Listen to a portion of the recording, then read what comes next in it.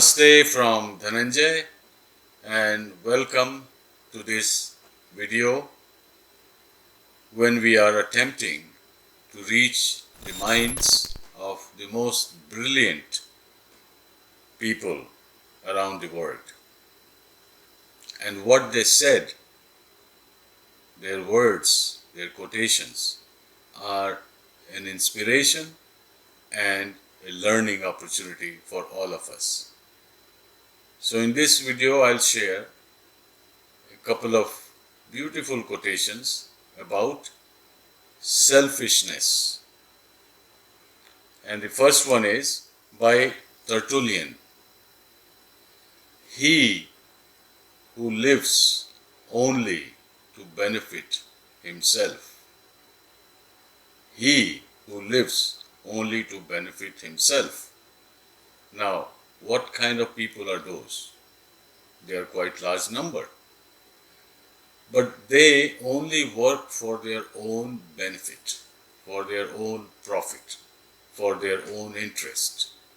Sometimes that can be contrary to the interest of others and for society at large, but they would still choose to do their own benefit, their own profit, disregarding the whole society, the whole world. It may be hurting them, but they would still do it.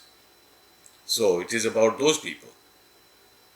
He who lives only to benefit himself confers on the world a benefit when he dies.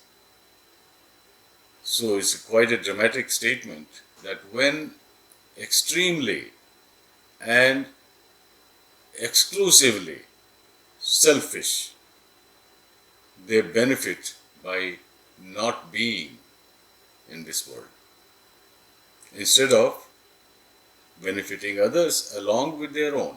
So they choose things to do which not only benefits them, but benefits others also, or at least it does not harm others. So selfish interest at the cost of others is being negated here, is being criticized and cautioned. So let us all pursue our interests without hurting others and preferably benefiting others. So that is the essence of this quotation. He who lives only to benefit himself confers on the world a benefit when he dies. And the second quotation is by H.A. Gakure. When your thinking rises above your own welfare, when your thinking rises above your welfare, wisdom, which is independent of thought, appears. So there are many concepts here. Wisdom independent of thought. So all your thoughts are personal. What you think, what you plan, what you want to achieve, that kind of thought. But independent of that is wisdom.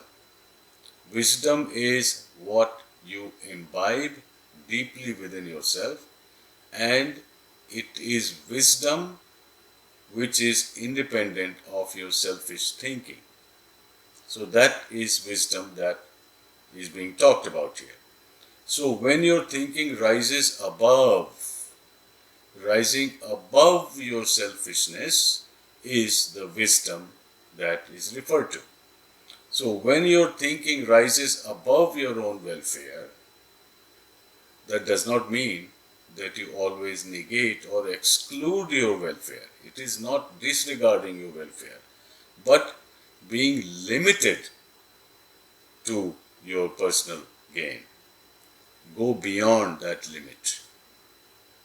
Still, you may want to achieve goodness for yourself, which is okay, but not at the cost of others and not by harming others. So when your thinking rises above your own welfare, wisdom which is independent of thought arises. So thank you for listening, and we'll meet again soon. Namaste.